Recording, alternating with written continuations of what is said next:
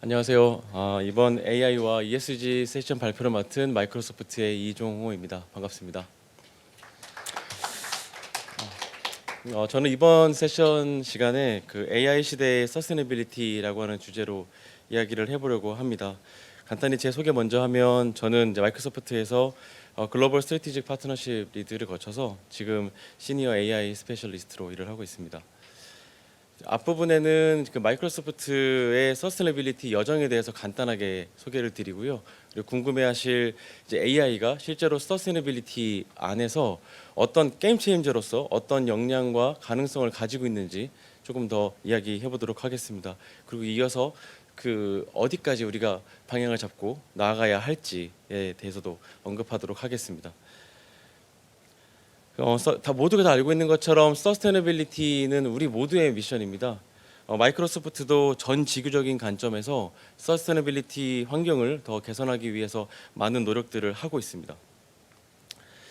마이크로소프트는 2009년에 첫 탄소 배출 절감 목표를 이제 선언한 이후에 많은 투자와 노력을 이어오고 있습니다.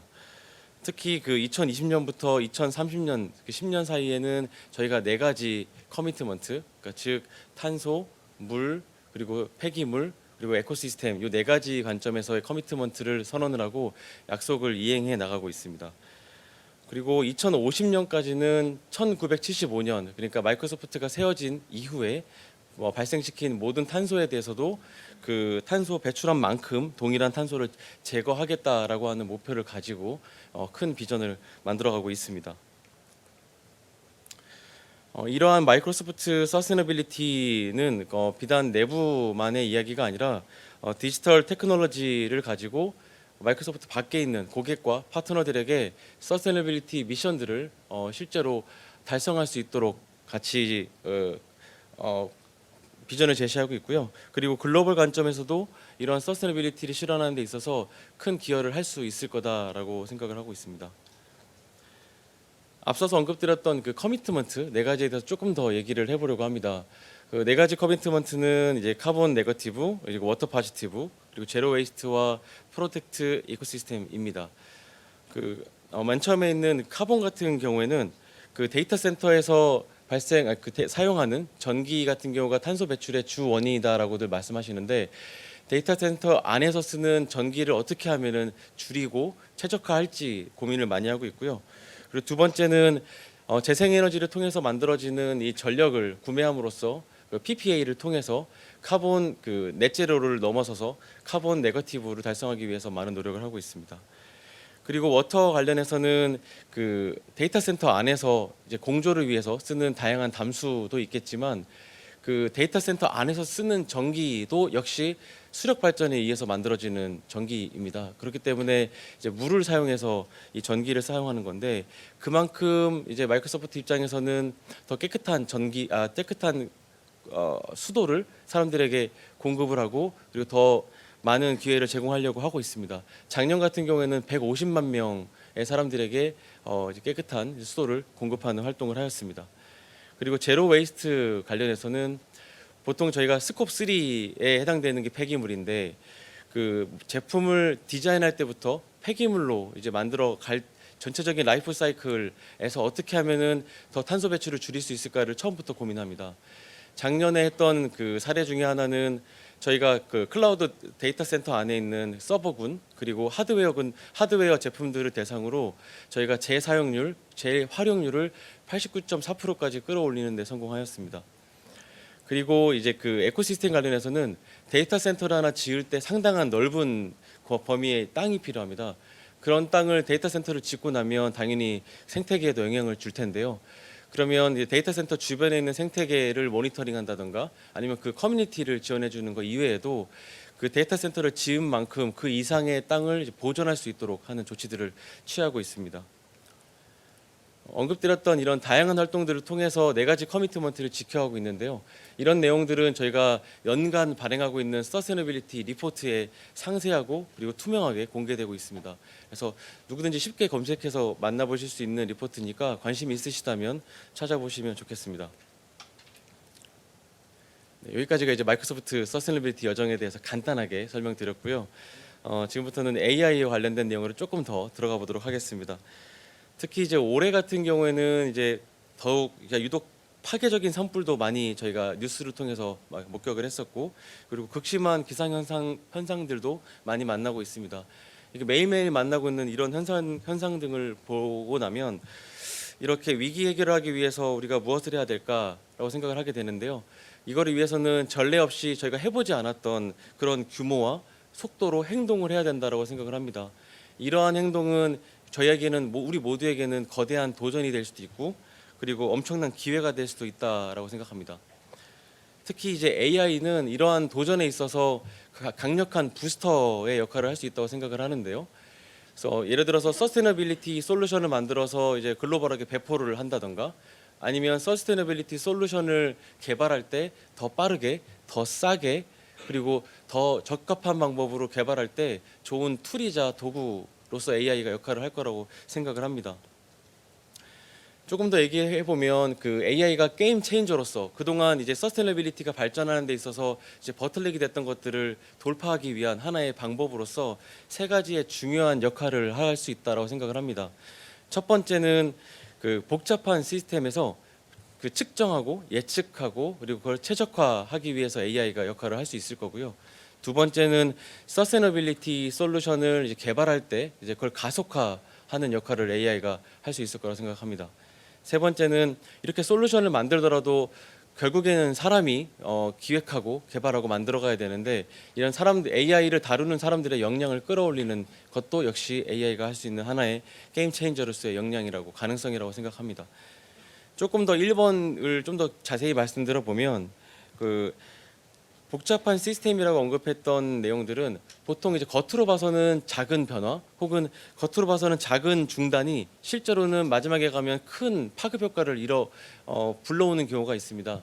예를 들자면 공급망, 전력망, 그리고 생태계, 그리고 기후 시스템 등이 여기에 해당될 것입니다.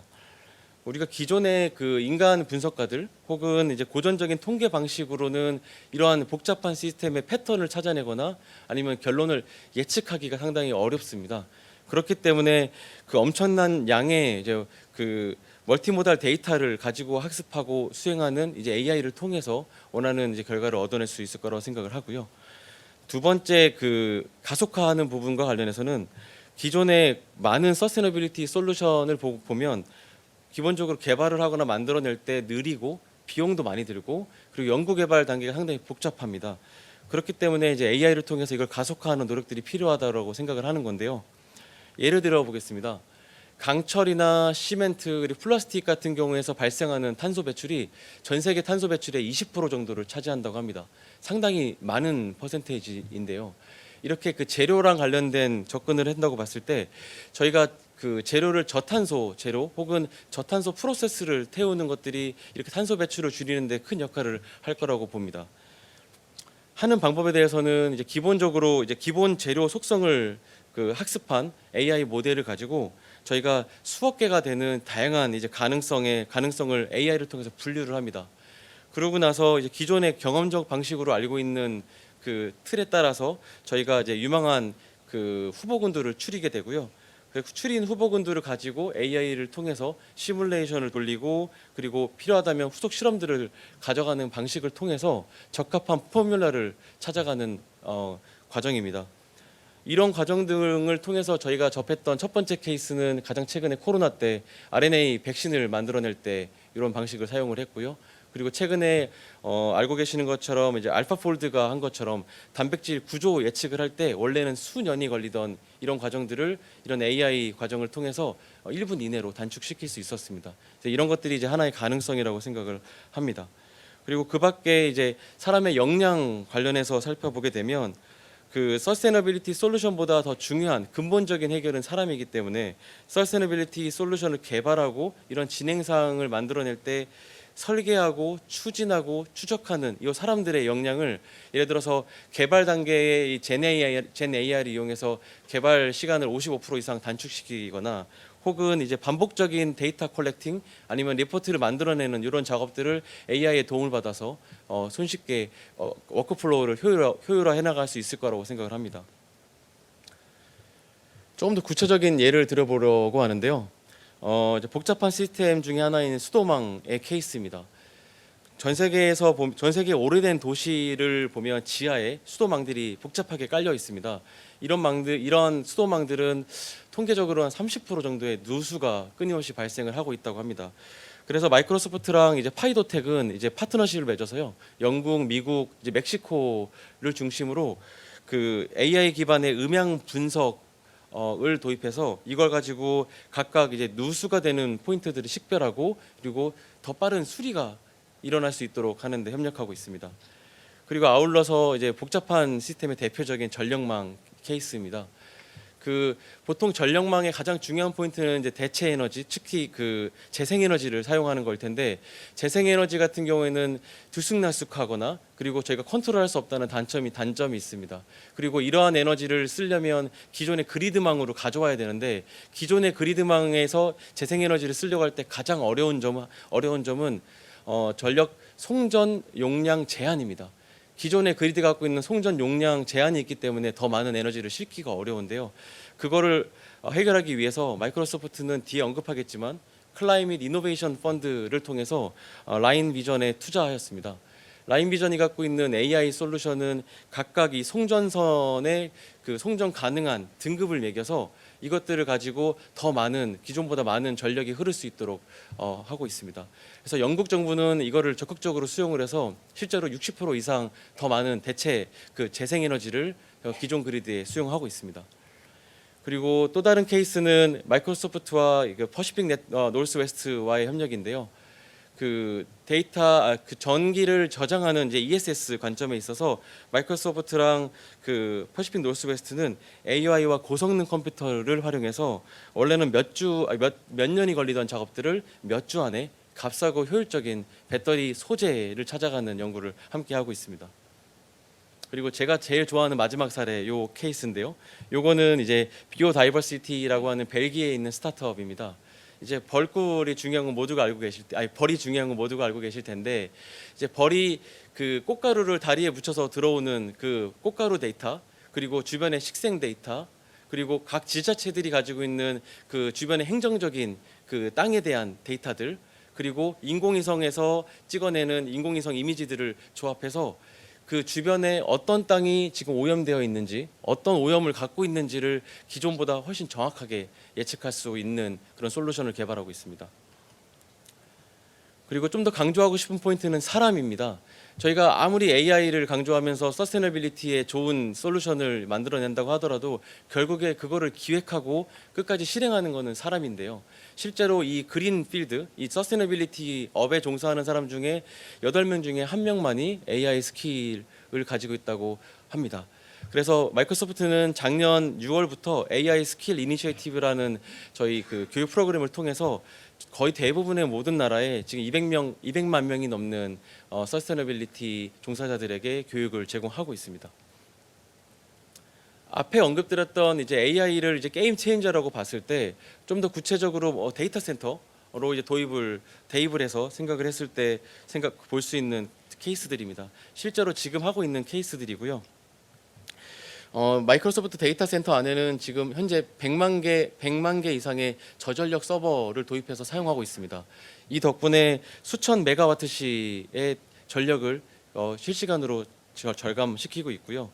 그리고 그 밖에 마이크로소프트뿐만 아니라 그 밖에 있는 고객이나 파트너, 저희 이 방에 있는 이 모든 누구에게나 마이크로소프트 서스테너빌리티 매니저라고 하는 툴을 제공하고 있습니다. 이 툴을 통해서 스콥 1, 2, 3에서 나오는 탄소 배출량의 데이터를 관리하고 계산할 수 있고요. 그리고 그 결과적으로 리포트를 만들어내서 실제로 필요한 액션들을 뽑아냅니다. 그래서 선순환적인 구조를 만들어내서 지금 내가 배출시키는 탄소 배출을 기준으로 그 현실적인 액션들을 찾아낼 수 있습니다. 그리고 그 밖에 이제 데이터 센터를 짓거나 아니면 건물을 지을 때 들어가는 이제 콘크리트를 대체할 수 있는 새로운 소재를 찾아내고 있는데요. 저탄소 석회암을 이용을 해서 기존 콘크리트와 비슷한 강도를 가지지만 탄소 배출은 60%, 65% 정도가 절감된 이런 새로운 신소재들을 시범적으로 도입해 보고 있습니다. 앞에 언급드렸던 여러 가지 케이스들도 있겠지만 더 중요한 영역은 사실은 마켓을 만드는 거라고 생각을 합니다. 솔루션보다 더 큰 거는 이제 더 큰 시너지를 갖고 있는 건 마켓일 텐데요. 이러한 마켓을 만들어내기 위해서 마이크로소프트는 클라이밋 이노베이션 펀드라고 하는 이름으로 2020년 1월부터 10억 달러 규모의 펀드를 운영하고 있습니다. 그래서 한 5년이 지났는데요. 5년 동안 지금까지는 7.6억 달러의 투자를 이뤄냈고요. 그 중에서는 이제 56개의 포트폴리오에 저희가 선별적으로 지원을 하고 있습니다. 보시는 여기 아래에 있는 로고들이 현재 지금 마이크로소프트가 그 클라이밋 이노베이션 펀드를 통해서 투자한 기업들, 스타트업들입니다. 이 지금 로고들을 보게 되면 이제 대부분 어떤 기업들이냐면 그 폐기물 처리를 자동화해주거나 물론 AI를 활용해서요. 그리고 기존에 있는 화석 연료를 대체하기 위해서 특히 이제 사프 연료 같은 이제 항공 사프 연료를 사용을 해야 되는데 너무 비쌉니다. 그래서 비용을 낮추면서 효율적인 사프 연료를 개발할 수 있는 이런 기업들에게 펀딩을 하고 있고, 그밖에 이제 향후 넥스트가 될 수 있는 소형 원자로 등등의 그 장기적인 관점을 가지고 투자를 이어가고 있습니다. 이렇게 재정적으로 투자하는 것 이외에도 사실 마이크로소프트는 단 하나의 회사이기 때문에 큰 임팩을 글로벌하게 가져오기 위해서는 더 큰 역할이 필요합니다. 그래서 그 역할을 늘려서 하기 위해서 어떤 그 접근을 하고 있냐면 MS 밖에 있는 더 큰 기업들, 예를 들어서 첫 번째 하나의 케이스만 예를 들어보면 인터내셔널 에어라인 그룹과 같이 10년치의 항공기에서 쓸 사프 연료를 미리 선구매하였습니다. 4천만 갤론 정도 되는 크기인데요, 그 규모인데요. 4천만 갤론이라고 한다면 시애틀에서 뉴욕까지 82만 번을 왕복할 수 있는 정도의 규모라고 합니다. 이 정도의 그 연료를 화석 연료가 아니라 사프로 쓸 수 있도록 10년치를 미리 확보함으로써 그 즉시적인 그 탄소 배출 절감 효과를 만들어낼 수 있는 작업들을 MS와 그 밖에 있는 그 또 다른 쉐이크홀더들과 같이 만들어가고 있습니다. 이렇게 다양한 투자들을 이제 본다면 전체적으로 시장에서는 현재 1.8 트릴리언 달러 정도의 투자가 돌아가고 있다고 합니다. 하지만 지금 그 예측하기로는 2050년까지 4.5 트릴리언 달러가 필요한 걸로 예측하고 있습니다. 이 말은 현재 지금까지 했던 투자보다 훨씬 더 많은 투자가 이 서스테이너빌리티, 특히 이제 AI를 활용한 영역에 이루어져야 될 거라는 예상입니다. 그래서 그런 관점으로 봤을 때 그 AI가 서스테이너빌리티 영역에서 가속도를 낼 수 있는 잠재력을 가지고 있는 건 분명하지만, 한 가지 분명하게 얘기하고 싶은 거는 이것들이 성공을 의미하지는 않는다라고 생각합니다. 그래서 AI가 서스테이너빌리티에서 제대로 된 역할을 하고 성공적으로 그 포지션을 잡으려면 몇 가지 더 생각해야 될 포인트가 있다고 생각합니다. 그 중에 첫 번째는 AI 투자입니다. AI 투자라고 한다면 기존에 오랫동안 이제 서스테이너빌리티 테마로는 많은 투자와 많은 시도들이 있었는데요. 그동안 이제 해결하지 못했던 버틀렉들이 분명히 걸려 있습니다. 이러한 서스테이너빌리티 관련된 버틀렉들을 넘어서기 위해서는 AI가 그 새로운 돌파구가 될 거라는 생각입니다. 그래서 그런 AI에 대한 투자로서 이 마이크로소프트는 그 클라이밋 이노베이션 펀드, 그리고 좀 생소하실 텐데 마이크로소프트 리서치 AI for Science라고 하는 저희 내부 연구 집단, 그리고 그밖에 마이크로소프트 클라이밋 리서치 이니시에이티브라고 하는 별도의 클라이밋 관련된 전담 팀을 만들어서 구체적인 액션들이 가능하도록 집중하고 있습니다. 특히 작년 같은 경우에 하나의 성과를 소개드리자면, 작년에는 이제 마이크로소프트와 MIT 그리고 UC 버클리랑 같이 젠 AI를 활용해서 그 머신러닝 기반의 새로운 탄소 포집에 적합한 소재를 개발하는 거에 연구를 함께 하고 있습니다. 그래서 이런 식으로 계속 끊임없는 투자가 이제 필요할 거라는 생각이고요. 두 번째는 서스테이너빌리티라는 말 자체가 상당히 포괄적인 의미를 가집니다. 그래서 이런 포괄적인 사용을 가능하게 하기 위해서는 디지털화가 필요할 거고, 그리고 데이터 인프라 개발이 필수적일 거라고 생각합니다. 하지만 이 영역에서도 저희가 해결해야 될 몇 가지 포인트들이 있는데요. 이 데이터 인프라를 개발하기 위해서 첫 번째로 생각해야 되는 것은 데이터 불균형입니다. 데이터는 사실 정말 많이 이제 다양한 방법으로 수집하고 확보를 하고 있지만 사실은 충분하지 않다라고 보고 있습니다. 예를 들어서 그리드 영역을 보게 된다면 그 스마트 그리드를 통해서 이미 지금 여러 가지 검침 데이터는 확보하고 있습니다. 하지만 AI 모델들이 활용하기에는 뭐 충분하지 않습니다. 고주파 데이터도 더 모아야 되고요. 그리고 더 세부적인 모니터링 데이터도 더 필요한 상황입니다. 그래서 이런 측면에서 데이터 불균형이 있는 거고, 또 다른 예는 생물 다양성으로 생각을 해본다면, 기본적으로 이제 인공위성을 가지고 저희도든 중위도 인공위성에서 찍어대는 이제 그 사진을 가지고서는 이미지를 가지고 저희가 많은 분석들을 하고 있는데 해상도가 너무 낮습니다. 저희가 이제 구체적으로 AI를 도입시켜서 인간이 하지 못하는 깊은 분석을 해내려면 적어도 넘어갔네요. 적어도 1km 정도 되는 이제 고화질을 이제 찍어내야 되는데 현재는 그 수준이 1%도 되지 않는 상황입니다. 그래서 이제 인공위성 데이터에 대한 내용도 있고요. 그리고 그 밖에 낮은 GDP 국가들에 대한 차별도 존재합니다.